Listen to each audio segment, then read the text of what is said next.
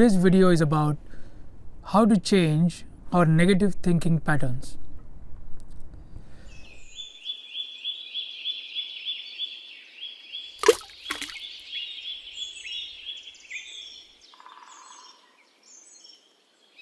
See, all of us have been in a place where we just can't stop thinking about certain things. Whether it is worrying about a particular aspect of our lives, whether it is certain fears, whether it is certain desires, thinking patterns which take hold of our minds and don't let go. And month after month, week after week, month after month, even for years, we get caught up in something. We can't forget somebody, or we can't seem to achieve something. We are trying to desire, chasing after something. And the whole problem seems to be a particular negative or a particular thinking pattern which we cannot change. Now, instead of being vague, let's just pick one example. Let's say you're worried about your future. Let's say you're worried about your financial well-being, or even just your psychological well-being. That is, you have this fear of, what am I going to do 5 years from now, 10 years from now? Where is my career going? Or where is my life going in general? And how am I going to be happy in the future? So you have this worry constantly. And this worry is bothering you. Every day it is eating away at a part of your life. It constantly nagging you and not letting you live freely. A negative thinking pattern. So as always, the solution to everything in at least what I talk about is self-awareness. Okay, but as always, it's easier said than done, right? Self-awareness is something which is easy to understand, but it is hard to do. In short, it is basically awareness of what your mind is doing at all times and what your body is doing also. It just goes with it, right? So what can you do about a particular worry that you have, or a particular fear that you have? The worry that you don't know what's going to happen in your future. The first thing you need to do in order to improve your self-awareness and in order to change yourself, that is to go beyond this worry, because that is the end goal. The end goal is to go beyond our negative thinking patterns, isn't it? But how exactly should you do that?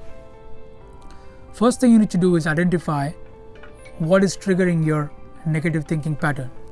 For example, when you get up in the morning and you are brushing your teeth, or doing whatever you do in the morning, when is it that exactly you start thinking about this worry? When is it that thoughts start creeping up about, hey, again, this same old job, I have to go and push files, do the same thing over and over again, repeat the same pattern over and over again. I don't like my job. What am I going to do about my future? When exactly do you start worrying? When exactly does that worry creep up? When exactly does it start surfacing? Start identifying those patterns. Is it when you wake up in the morning, and is it something that starts right away, or is it something which is usually triggered by a particular action you take? When you switch on the TV and you look at what's happening, in the world, is that when you start worrying? When you start looking at the financial markets and you have a lot of investments and those investments are not doing well perhaps, is that when you start worrying? Or is it when you go to work and when you talk to a particular person, when you are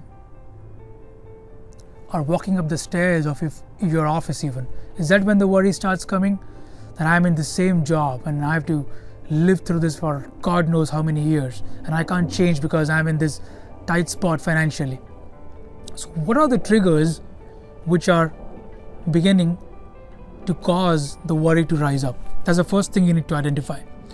Identifying the triggers. So what is triggering? Second thing is, what are the actions you take which are sustaining the worry? Okay, one is the trigger, second is sustaining. Once it has arisen, what are you doing which keeps it going? You see, any particular thought pattern needs to have a certain energy behind it in order for you to sustain it. So start observing your mind. That is, when you're worried, what actions do you take? Do you call a certain person and discuss it with them? Do you start opening your bank accounts and looking at how much savings you have? Do you start looking at your investments and start worrying about them? So what actions do you take which actually keep you in the same state of mind? You see, is it discussing your particular life situation over and over again and regretting certain actions you took in the past? Oh, I should have done this, I shouldn't have done that. Oh, I lost a ton of money here, or I made critical life mistakes, critical life decisions which I did not make properly. I shouldn't have been with this person, I shouldn't have taken that job, I shouldn't have gone there, I shouldn't have done this, I shouldn't have done that. Is that this repetitive thinking about your past which sustains your worry? Identify all those things which sustain your worry. See, that's the second thing you should do. The third thing you should do is identify your actions which increase your worry. And worry is just an example. Again, it could be any negative pattern. Identify your actions which increase that particular negative pattern. For example, do you have a hyperactive visualization? That is when the worry begins to start. When you have the small inklings of worry, right during, say, lunchtime, when you talk to that particular person at your workplace who is always very clear, who knows what he or she is doing in her life, and by looking at them you start comparing yourself with them and say, hey, this person is making so much money, and why am I not making that much money? And then you start imagining situations in which you are comparing with that person. How can you be better? Why did you not do this? Why did you not do that? Is that what you do? Is that what sustains your worry? So is that what increases your worry? Hyperactive visualization, thinking about your future and thinking about what might go wrong all the time. So this is what you need to do. Identify things that trigger, identify things that sustain, and identify things that your actions or things that increase your worry or increase that negative thought pattern, whichever the thought pattern which you're trying to go beyond, whatever you're trying to get over. The whole point of this is to become totally aware of that particular negative thought pattern. You see, when we become completely aware of something, that thing transforms itself. That thing undergoes a change. Why is it so? See, why does that happen? Because awareness is, you can think of awareness as the water that surrounds an island. You see, you must form an island of that worry. Everything connected to it. Things that trigger it, sustain it, increase it. Whatever aspects of your life which are connected to that particular worry or that negative thought pattern, you need to isolate that. And you need to become totally aware of everything surrounding that particular thing. If you have been practicing self-awareness in your own way and a particular negative thing doesn't seem to go away, or a particular desire doesn't seem to go away, a particular fear doesn't seem to go away, most likely the cause is that you are not yet completely aware of it. Once you become completely aware of something interesting happens. What happens? Any negative thought pattern basically is a thought pattern. It draws its energy from things that have happened in your past, things that you have experienced, emotions that you have experienced in the past.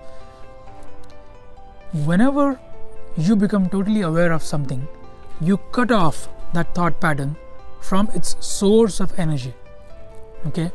Whatever it is that is sustaining it, because you are now so completely aware of your life, of what's going on in your life, when that is being triggered, when that is being sustained, when you begin to have insinuations which may be remotely connected to that worry, when everything is clear, everything begins to become clear in your mind, when you start shining more and more and more light on it, when you completely expose that particular thing which you are trying to change, not judging it, not forcing change upon it,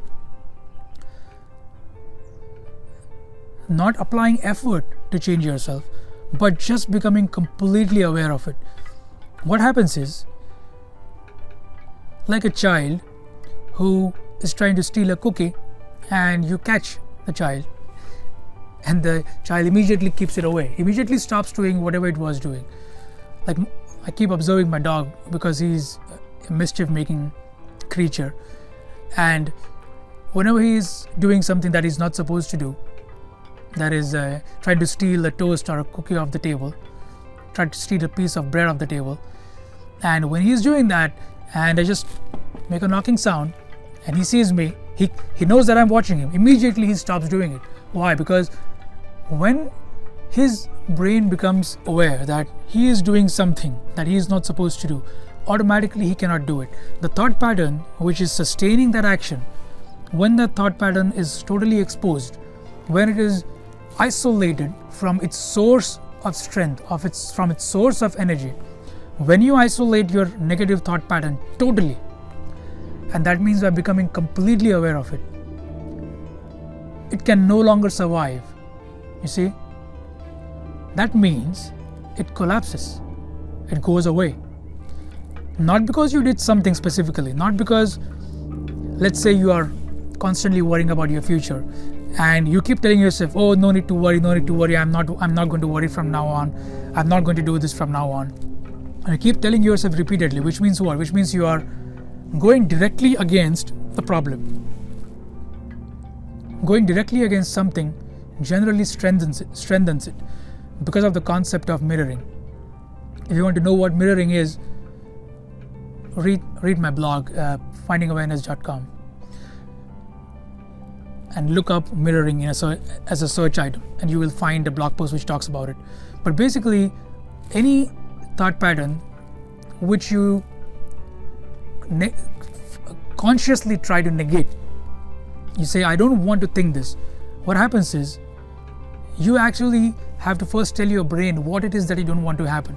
And in that process, you actually end up reinforcing it. That's what mirroring is, in short.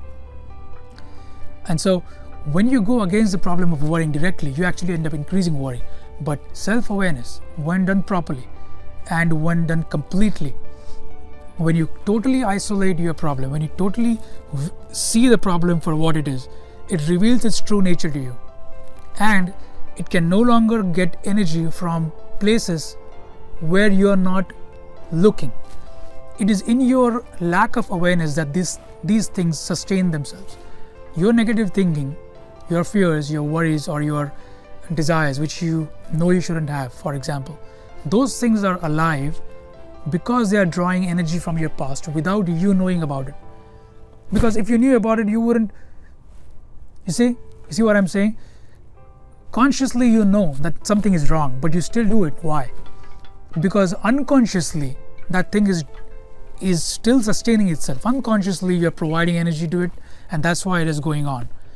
And that's why awareness, total awareness, is about exposing the conscious as well as exposing the unconscious, going so deep that you understand what your mind is doing even while it is sleeping. That's how deep your self-awareness has to be. So just to summarize, find out what triggers your negative thought patterns, find out what sustains your negative thought patterns, and find out what increases your negative thought patterns, and become totally aware of it. Soon you will realize that the more and more you practice this over a period of weeks or months, the particular thing which you're trying to be more and more aware of eventually disappears from your life, and you cannot go back to it because you understand something so clearly. It's like trying to fit in the clothes you used to wear when you're 10 years old. You see, you have grown out of them. You can't put them on again. Even though your mom or dad may have saved them in a closet just as a memory, you can never put them on again because you have completely physically grown out of it. In a similar way, your mind will make an irreversible change and totally eliminate the negative thought pattern only and only if you become totally aware of what it is. That's it. If you like this video, hit subscribe so you get updates when I post other videos, and also hit like. And let me know what you think in the comments. Let me know what negative thought patterns you've been struggling to get over, and if this method actually helps you.